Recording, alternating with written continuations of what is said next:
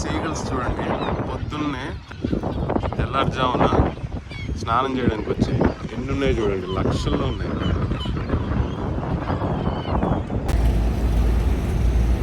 Morning Mist చూడండి, అసలు సముద్రం కూడా ఏం కనిపించట్లేదు.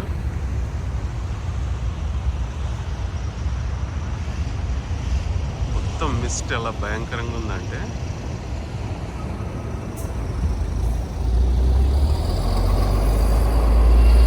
Good morning from Portugal. అందరూ ఎలా ఉన్నారు? మనకు తెలుసు యుఎస్లో వీసాల గురించి ఎంత గొడవ జరుగుతుందో. H1B వీసా గురించి ఆల్మోస్ట్ 100,000 అంటే 1 crore కంపెనీస్ పెట్టాల్సి వస్తుంది ఎవరినైనా H1B మీద తీసుకెళ్లాలంటే. అది ఎంత కష్టమో. 1 crore ఒక కంపెనీ ఒక మనిషి మీద పెట్టాలి అంటే, పెట్టి తీసుకెళ్ళాలి అంటే అది ఎంత కష్టమైన పనో మీకు అర్థమయ్యే ఉంటుంది. అంటే ఇది కొత్త వాళ్ళకి మాత్రమే. ఆల్రెడీ H1B ఉన్న వాళ్ళకి, ఎగ్జిస్టింగ్ H1B ఉన్న వాళ్ళకి ఇది వర్తించదన్నమాట. అలాగే మీరు యూకేలో కూడా చూస్తున్నారు, ఇమిగ్రేషన్ మీద ప్రొటెస్టులు ఎంత భయంకరంగా జరుగుతున్నాయో. అక్కడ పుట్టిన యూకే వాసులు కూడా భయపడుతున్నారు. అలా ఉంది పరిస్థితి. ఎందుకంటే నా కంపెనీలో పనిచేసిన ఎగ్జాంపుల్స్ చెప్తున్నాను అనమాట. వాళ్ళు కూడా బయటకు వెళ్ళడానికి, రీసెంట్గా లండన్ వెళ్ళడానికి భయపడుతున్నారు అనమాట, అవుట్ ఆఫ్ లండన్ ఉన్న వాళ్ళు. అలాగే యూరోప్లో కూడా మైగ్రేషన్ చాలా టైట్గా చేస్తున్నారు. బార్డర్ కంట్రోల్ చాలా టైట్గా చేస్తున్నారు అనమాట. బార్డర్స్ మొత్తం సీల్ చేసేయడము ఇలాంటివి చేస్తున్నారు. రీసెంట్గా పోర్చుగల్లో ఒక 73 మెంబర్స్ని కంట్రీ అవుట్ అంటారు అనమాట. కంట్రీ అవుట్ అంటే కంట్రీ అవుట్ ఇష్యూ చేస్తారు. కంట్రీ అవుట్ అంటే ఏంటి అంటే వీళ్ళకి ఆల్రెడీ TRC కార్డులు ఇవన్నీ ఉంటాయి. కాకపోతే వాళ్ళు ఎక్కడో ఒక దగ్గర తప్పు చేసి ఉంటారనమాట. ఆ తప్పు ఏంటంటే విజిట్ వీసా మీద వచ్చి వీసాని కన్వర్ట్ చేసుకుంటారు కదా. కన్వర్ట్ చేసుకున్నప్పుడు ఇల్లీగల్ పేపర్స్ పెడతారనమాట. ఇల్లీగల్ పేపర్స్ అంటే ఒక కంపెనీ ఉంటుంది, ఒక బోగస్ కంపెనీ. ఆ కంపెనీ ఏం చేస్తుందంటే, దానికి ఫిజికల్ కంపెనీ ఉండదు, జస్ట్ రిజిస్టర్డ్ కంపెనీ ఉంటుంది. వాళ్ళు ఇష్టం వచ్చినట్టు వర్క్ పర్మిట్లు ఇష్యూ చేస్తారనమాట. ఇష్యూ చేసినప్పుడు ఒక్కొక్క కంపెనీ మీద, ఒక్కొక్క బోగస్ కంపెనీ మీద వందలు వేలు ఇష్యూ చేస్తున్నారు. ఇవన్నీ వాళ్ళకి అర్థమైపోయి, ఇక్కడ ఇమిగ్రేషన్ వాళ్ళకి అర్థమైపోయి ఇప్పుడు వాళ్ళు ఏం చేస్తున్నారంటే తవ్వుతున్నారు. విజిట్ మీద వచ్చిన వాళ్ళు ఇల్లీగల్గా ఇలాంటి కంపెనీలతో టైఅప్ చేసుకున్న వాళ్ళని, వీసాలు చేసుకున్న వాళ్ళని కంట్రీ అవుట్ చేస్తున్నారు అనమాట. ఎంత భయంకరమో చూడండి. అంటే ఎంతో కష్టపడి వచ్చి సంవత్సరాలు ట్యాక్సులు కట్టి TRCలు సంపాదించుకున్న తర్వాత కూడా లైఫ్ గ్యారంటీ లేదు. ఇలాంటి పరిస్థితుల్లో ఏం చేయాలి?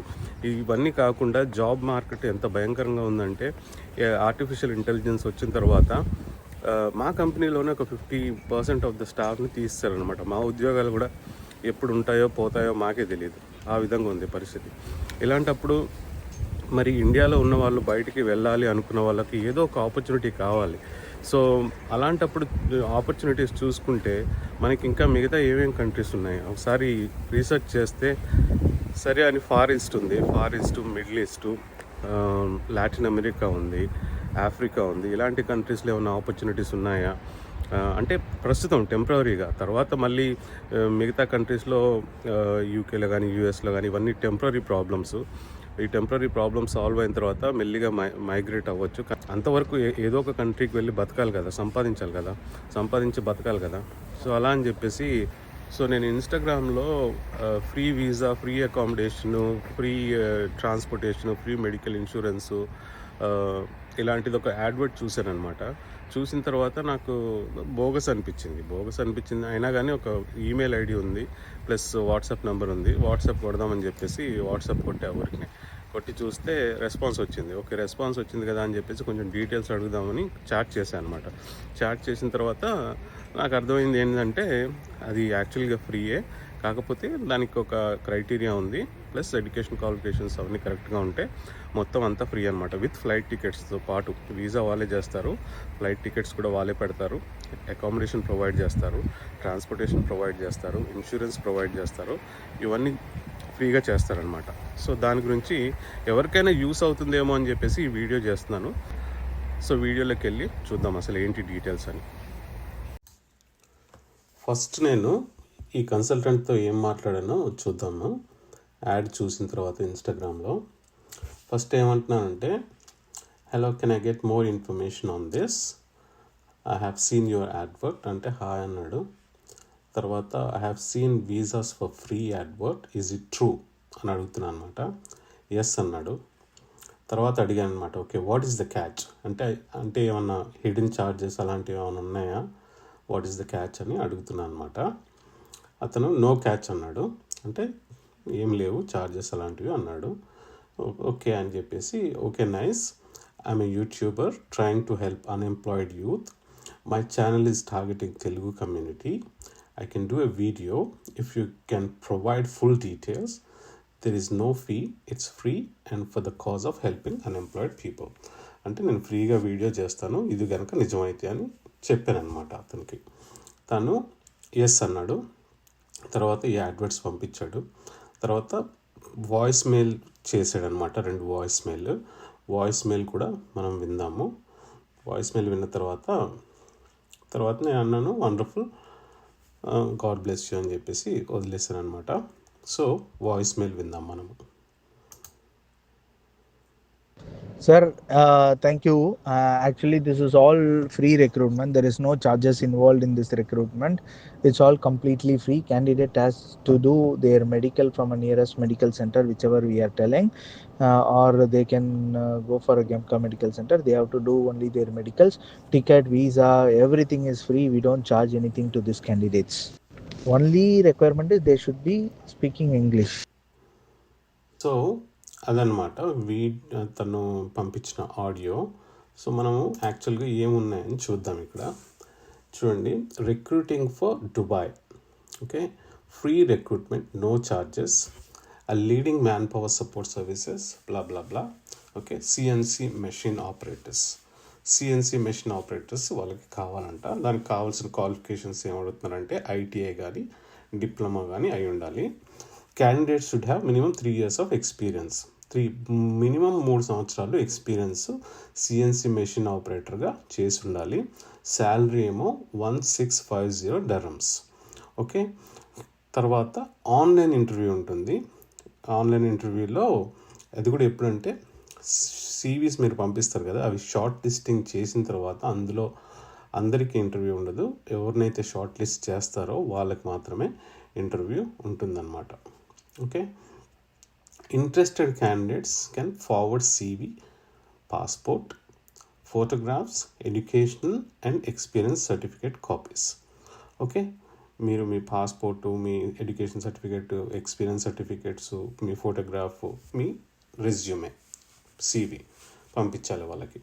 ఓకే, జాబ్ డీటెయిల్స్ చూడండి. 9 hours అంట per day, food not included కానీ accommodation included, free accommodation, free medical insurance, free transportation provided. Okay, ఇక్కడ డీటెయిల్స్ ఉన్నాయి చూడండి, వాళ్ళ మొబైల్ నంబరు ప్లస్ ఇక్కడ ఈమెయిల్ ఉంది, మీరు కాంటాక్ట్ చేయొచ్చు.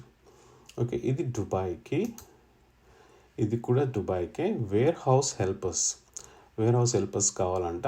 వీళ్ళకి వీసా 5 daysలో వచ్చేస్తుంది. ఇది కూడా ఫ్రీ, అబ్సల్యూట్లీ రిక్రూట్మెంట్ ఫ్రీ అనమాట. వీసా 5 daysలో వస్తుంది. ప్లస్ సేమ్ మళ్ళీ శాలరీ ఏమో 1075 dirhams, 8 hours డ్యూటీ. ఇది accommodation free, medical free, transportation free. ఇక్కడ కూడా same, candidates can forward CV, passport copy, photographs, education, experience certificates. Okay, the next one కూడా free recruitment to electrical technicians, mechanical technicians. Candidates should be ITI or diploma holder. మీకు ITI కానీ diploma కానీ అయి ఉండాలి. Candidates should have minimum 3 years of experience in installation, maintenance and trouble shooting అనమాట. మీకు minimum 3 years experience కనుక ఉంటే ఈ ఫీల్డ్లో, ఎలక్ట్రికల్లో కానీ మెకానికల్లో కానీ మీరు ఎలిజిబుల్ అవుతారు. ఓకే, దానికి శాలరీ ఎంత 1800 dirhams అనమాట. ఓకే, ఏమంటున్నారంటే preference to candidates with experience in elevator and escalator maintenance. So వీటిలో ఎక్స్పీరియన్స్ ఉన్న వాళ్ళకి ఎలివేటర్ కానీ ఎస్కలేటర్ కానీ ఎక్స్పీరియన్స్ ఉన్న వాళ్ళకి వాళ్ళు ప్రిఫరెన్స్ ఇస్తారు. సో మీకు ఎవరికైనా ఎక్స్పీరియన్స్ ఉంటే మంచిదన్నమాట. అలాగే సేమ్ మళ్ళీ ఇక్కడ interested candidates can forward CV, passport copy, photographs, educations and experience. 9 hours duty. ఇది accommodation free, medical free, transportation free. So same numbers, email ఇక్కడ ఉంది. మీరు కావాలంటే వాళ్ళకి ఈమెయిల్ చేయండి, కాంటాక్ట్ చేయడానికి, లేదా వాట్సాప్ నెంబర్ ఉంది, ఈ వాట్సాప్ నెంబర్కి వాట్సాప్ చేయండి. ఇంట్రెస్టింగ్ ఉన్న వాళ్ళు అడిగేది ఒకటి అడిగారు అనమాట. ఏం అడుగుతున్నారు మీరు విన్నారు కదా వాయిస్ మెయిల్లో. ఒకటి అడుగుతారు, ఇంగ్లీష్ మాట్లాడగలగాలి అంటే బేసిక్ ఇంగ్లీష్, మీకు కమ్యూనికేట్ చేసే బేసిక్ ఇంగ్లీషు వచ్చి ఉండాలి. అది వస్తే మాత్రం మీకు ఈ rest of the things everything is free. Tickets కూడా free, visa free, accommodation free, medical insurance free, transportation free. ఇంకెంతకన్నా మంచి ఆపర్చునిటీ ఏముంటుంది కదా. ఇప్పుడు ఎలాగో కరెంట్లీ యూరోప్లో మనకి పరిస్థితులు అంత బాగలేవు. అంత బాగలేనప్పుడు ఏదో ఒక ఉద్యోగం అయితే చేసుకోవాలి కదా. ఏదో ఒక ఉద్యోగం చేసుకుని దుబాయ్కి వెళ్తే అక్కడి నుండి మళ్ళీ మనకి యూరోప్లో ఓపెనింగ్స్ వచ్చినప్పుడు ఇటువైపు జంప్ అవ్వడానికి చాలా ఈజీ అవుతుంది. ఎందుకంటే ఇండియా నుండి జంప్ అవ్వాలి అంటే యూరోప్కి స్లాట్స్ దొరకవు, ప్లస్ అక్కడ స్క్రూటినైజేషన్ ఎక్కువ ఉంటుంది, వీసా సక్సెస్ రేట్ తక్కువ ఉంటుంది. సో ఇవన్నీ ప్రాబ్లమ్స్ ఉంటాయి ఇండియా నుండి. అదే మీరు ఇండియా బయటకు వచ్చి మీరు వేరే రూట్ వెతుక్కుని యూరోప్కి కానీ వేరే కంట్రీస్కి కానీ ఎక్కడికైనా కానీ ఈజీగా వెళ్ళొచ్చు అనమాట.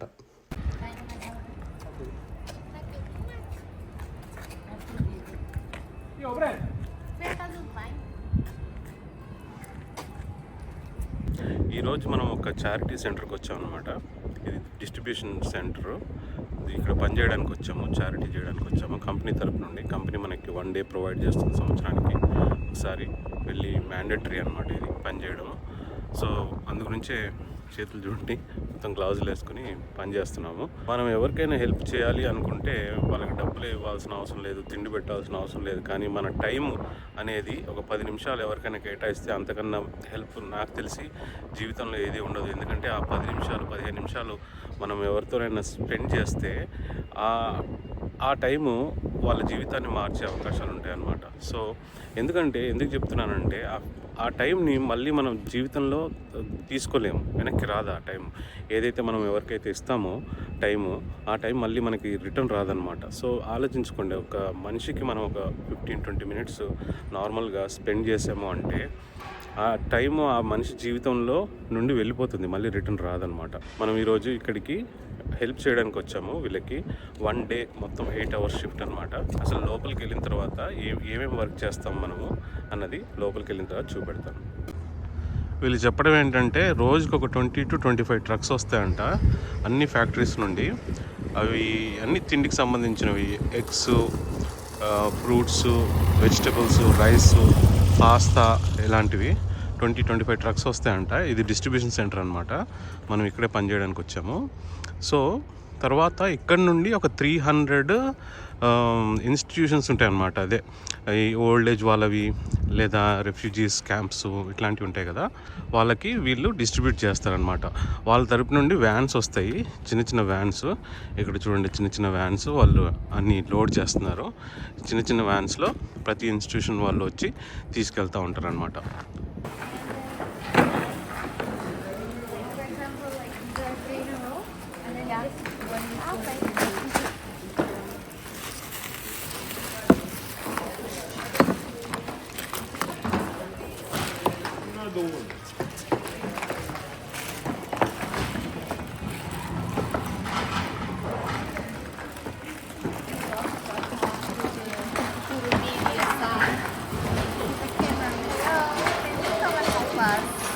He's a cameraman.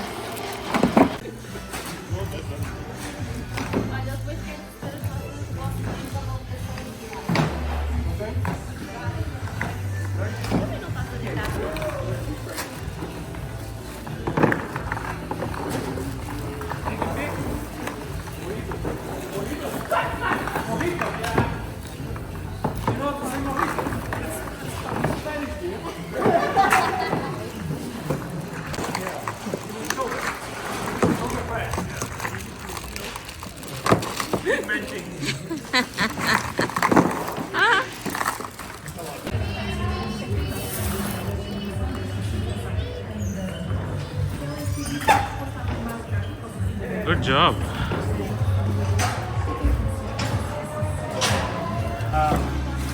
15 minutes break?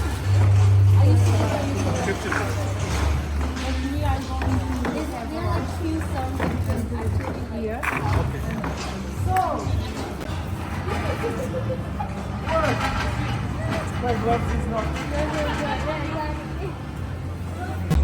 చూడండి, చారిటీ కోసం అని చెప్పేసి ట్రక్కులు వస్తున్నాయి అనమాట. ట్రక్కులతో సామాన్లు.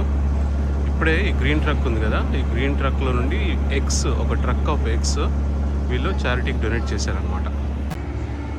చూడండి, ఇంకో ట్రక్ నిండా ఎగ్స్, ట్రక్ నిండా ఎగ్స్ అనమాట. 2 ట్రక్స్ డెలివరీ చేశాయి eggs.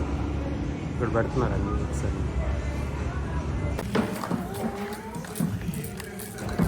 Pass Bruno, pass Bru.